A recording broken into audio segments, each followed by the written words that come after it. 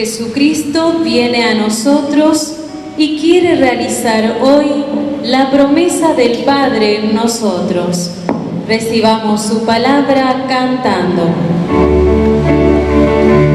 Tu palabra, Señor, es palabra de amor, que nos va directo al corazón. Te pedimos, Señor, que tengamos valor para ser hoy el eco de tu voz. Palabra, Señor, es palabra de amor, que nos va directo al corazón. Te pedimos, Señor, que tengamos valor para ser hoy el eco de tu voz. El Señor esté con ustedes. Evangelio de nuestro Señor Jesucristo según San Lucas.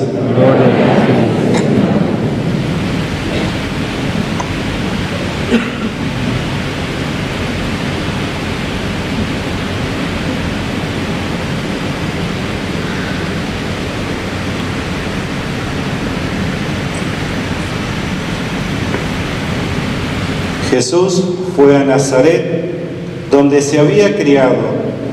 El sábado entró como de costumbre en la sinagoga y se levantó para hacer la lectura.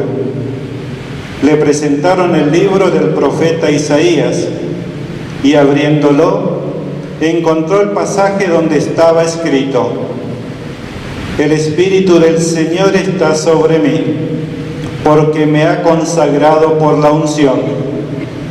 Él me envió a llevar la buena noticia a los pobres, a anunciar la liberación a los cautivos y la vista a los ciegos, a dar la libertad a los oprimidos y proclamar un año de gracia del Señor.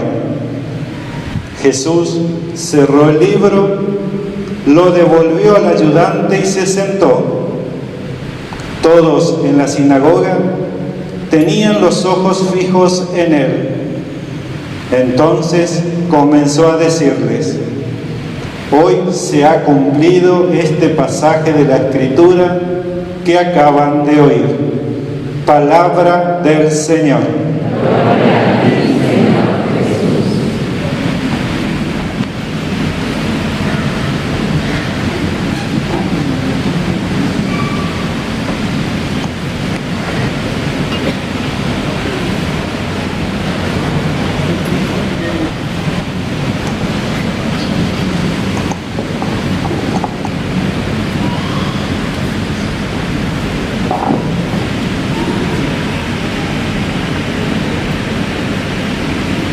Muy querido Domingo Salvador, hermano en el episcopado, gracias por acompañarnos.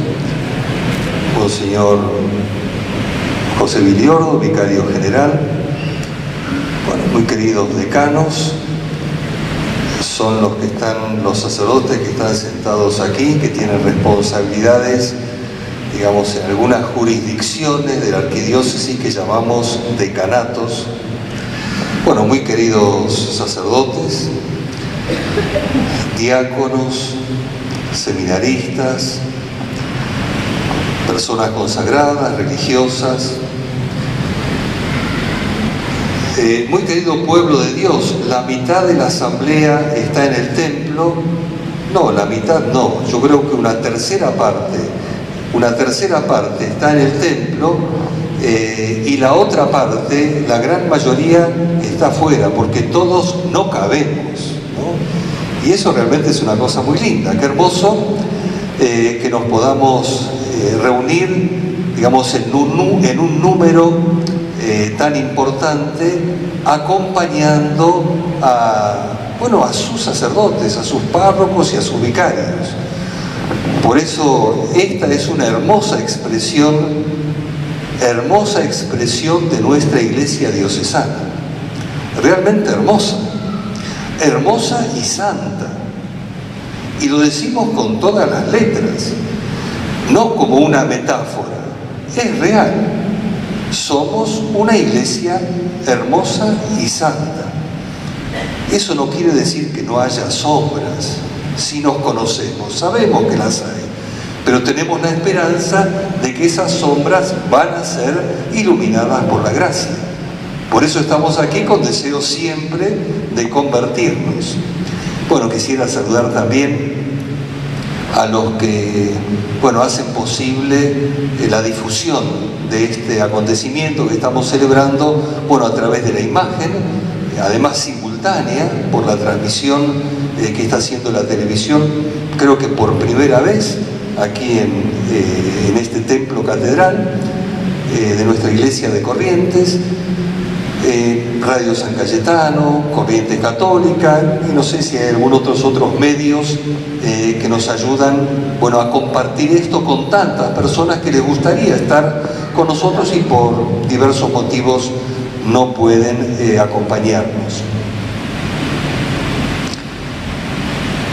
La Eucaristía que estamos celebrando, llamada Crismal, dado que en ella se consagra el Santo Crisma y se bendicen los óleos de los catecúmenos y de los enfermos, es, como lo señalamos hace un momento, es signo de unidad y cooperación de los presbíteros con el obispo. Por eso nos encontramos aquí prácticamente todos los sacerdotes acompañados de sus comunidades, junto con los diáconos permanentes, las personas consagradas y los seminaristas. Como decíamos hace un momento, realmente somos una hermosa expresión de la Iglesia, misterio y comunión, cuya cabeza es Cristo, el ungido del Padre, y de cuya virtud participamos todos los bautizados, entre los cuales se distinguen con una misión propia y específica los sacerdotes, los presbíteros. Cabe entonces que dediquemos unos minutos a pensar juntos sobre algunos aspectos particulares e importantes que hacen a la vida y a la misión del presbítero. La palabra de Dios, en la primera lectura, nos da la luz necesaria para enfocar bien nuestro sacerdocio, en la primera lectura, en la segunda y en la tercera. Pero en la primera, el profeta Isaías nos llama sacerdotes del Señor, ministros de nuestro Dios. Es el Señor quien nos ha ungido. Por eso pertenecemos a Él. Somos sus sacerdotes, sus ministros. Por consiguiente, los sacerdotes ya no se pertenecen a sí mismos. Fueron ungidos para llevar la buena noticia a los pobres y darles el óleo de la alegría. Como lo escuchamos en el texto del profeta Isaías. El poder del sacerdote no le viene de él, sino de aquel a quien pertenece, de aquel por quien fue ungido y enviado, aquel que se había criado en Nazaret y que un sábado en la sinagoga, luego de leer el pasaje de Isaías, el mismo que escuchamos hoy en la primera lectura, anunció lo que acababa de suceder en su persona. Hoy se ha cumplido este pasaje de la Escritura que acaban de oír. En Jesús, muerto y resucitado, se ha cumplido la unción y por ella ha llegado a su plenitud el poder de Dios, de aquel que es, que era y que viene, el Todopoderoso, como lo presenta el Apocalipsis. De Él nos viene la unción. A Él pertenecemos y en Él ejercemos el poder de anunciar la buena noticia a los pobres y de distribuir el óleo de la alegría. Esa dimensión, podríamos decir, vincular y ontológica del sacerdote, que se expresa en la unción sacramental, lo convierte en un hombre que no se pertenece a sí mismo, sino que pertenece a Dios y a los otros. Por eso el camino de la santidad del sacerdote está en ese continuo proceso de crecer en la amistad con Dios y en la caridad pastoral hacia los demás.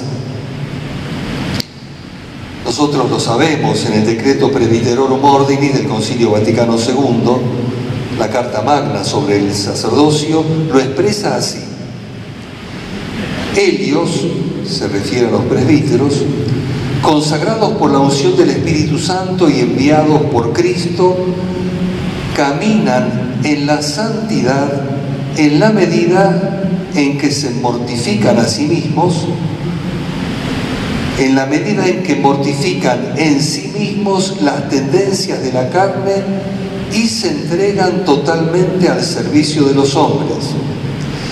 No hay otra motivación, hasta ahí la cita. No hay otra motivación que esa para vivir con alegría y fidelidad nuestra vida y ministerio sacerdotal. Así lo entendió y lo vivió el santo cura Brochero, servidor ejemplar del Evangelio y del pueblo de Dios en nuestra patria.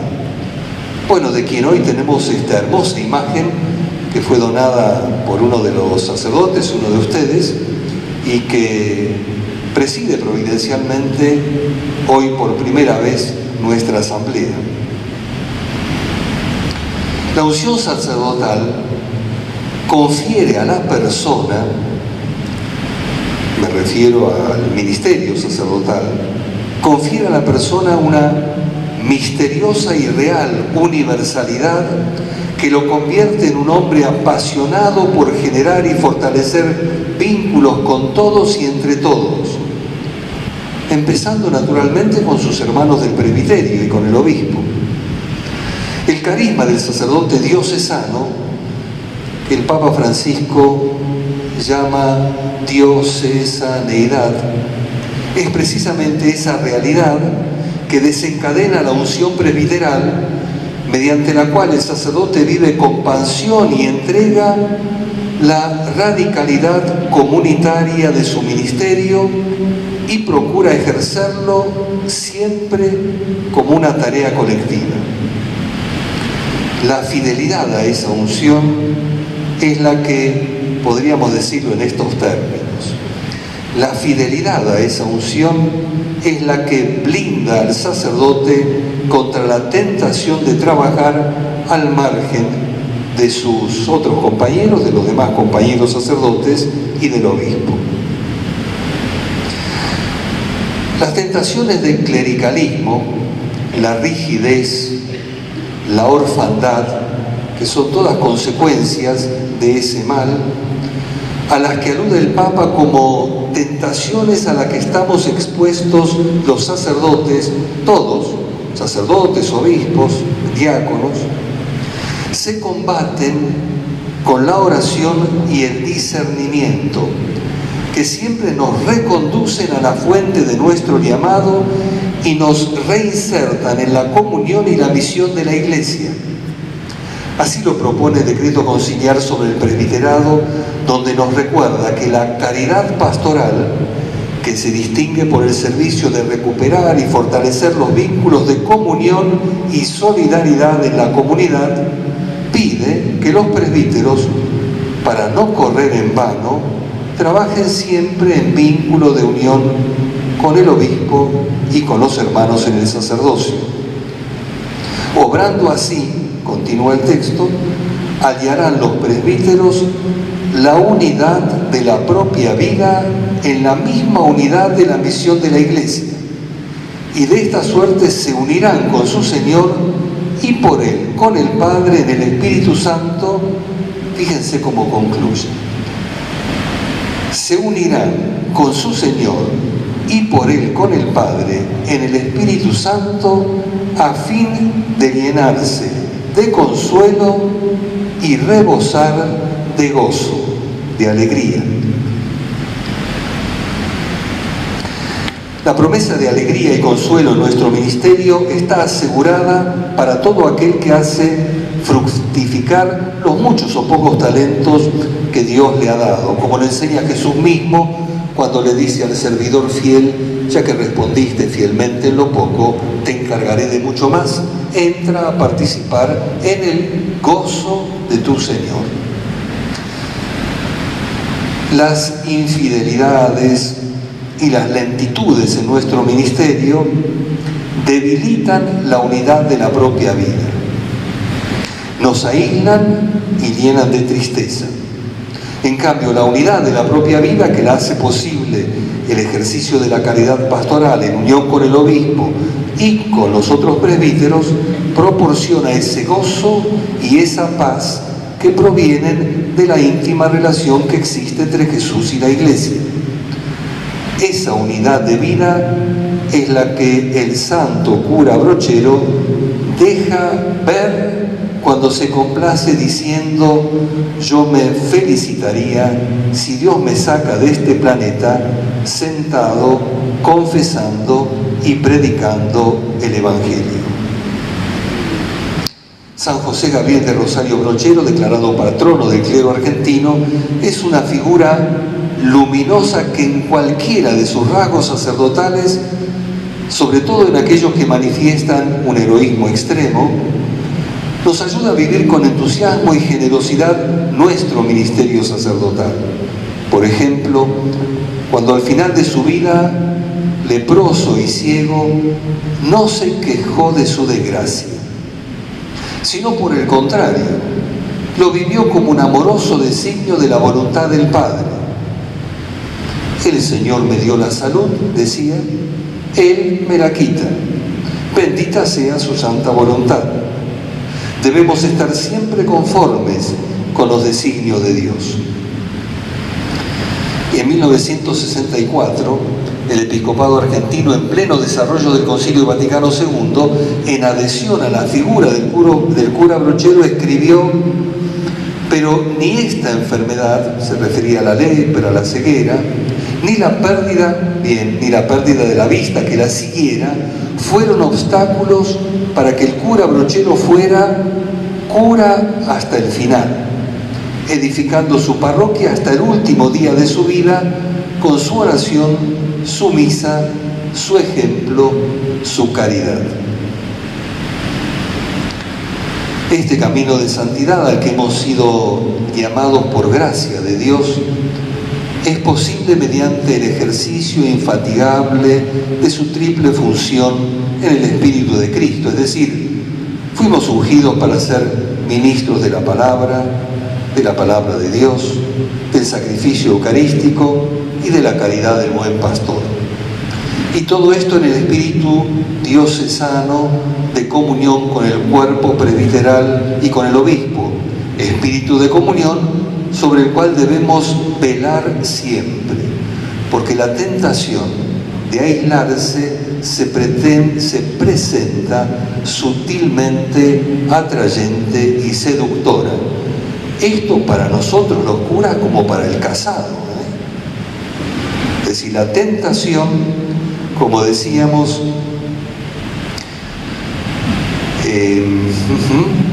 la tentación de aislarse se presenta siempre como sutilmente atrayente y seductora. Para no caer en esa tentación que devasta el corazón sacerdotal, nos hará mucho bien estar atentos a los compromisos que hemos asumido en común y retomarlos con frecuencia en nuestros consejos pastorales, y de asuntos económicos. Antes de concluir, recordemos el compromiso que hicimos junto con toda la comunidad diocesana para continuar siendo misericordiosos. Junto con las promesas sacerdotales que vamos a renovar a continuación, tengamos presente hoy y a lo largo de todo el año que nos hemos propuesto promover y establecer cáritas en todas las parroquias. Cáritas o algún modo de caridad organizada. Es muy importante, es un pilar fundamental de la comunidad cristiana. Hoy nos damos cuenta ante las situaciones dramáticas que viven tantas comunidades nuestras, donde hay una caridad, donde hay una caritas, se establecen los vínculos de auxilio de una manera mucho más ágil y eficiente. Nos hemos propuesto, como compromiso del año de la misericordia, para continuar siendo misericordiosos, establecer cáritas en todas las parroquias, para aliviar las carencias de los que menos tienen. La dura realidad de la pobreza, que aumenta y golpea muchos hogares, nos exige doblemente a responder con urgencia a este desafío evangélico. Hemos dicho también que procuraremos estar disponibles para celebrar el sacramento de la reconciliación y para ello nos comprometeríamos a fijar y mantener en las parroquias horarios semanales para ese fin. Además, hemos recomendado que se formaran equipos de pastoral de la salud en las parroquias para responder a la demanda de visitar y acompañar a las personas enfermas y ancianas. En el folleto, para continuar siendo misericordiosos, están los compromisos que atañen a otras áreas pastorales en las cuales le cabe al obispo y a los presbíteros, y de un modo también particular a los decanos, una responsabilidad propia e indelegable de animación para que esos compromisos se lleven a cabo y nuestra comunidad diocesana se distinga por ese estilo de ejercer la misericordia. En las dos oraciones que identifican la devoción de nuestro pueblo, la oración ante la Cruz de los Milagros y la oración Tiernísima Madre, expresamos el inmenso amor que Dios nos manifiesta en la mirada tierna de nuestra Madre de Itatí. Miraste con ojos de misericordia por más de 4 siglos a todos los que te han implorado. Esa experiencia única y conmovedora de ser mirados con misericordia por ella nos protege de la orfandad espiritual, recrea en nosotros la experiencia de ser amados y nos lleva a ser misioneros de la misericordia, como reza la oración ante la Santísima Cruz de los Milagros.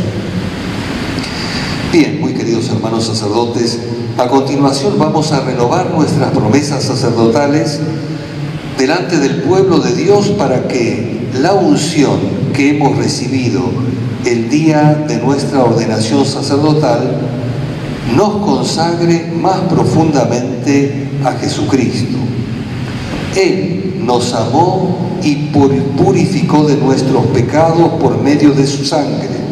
Apocalipsis, texto que hemos escuchado hoy.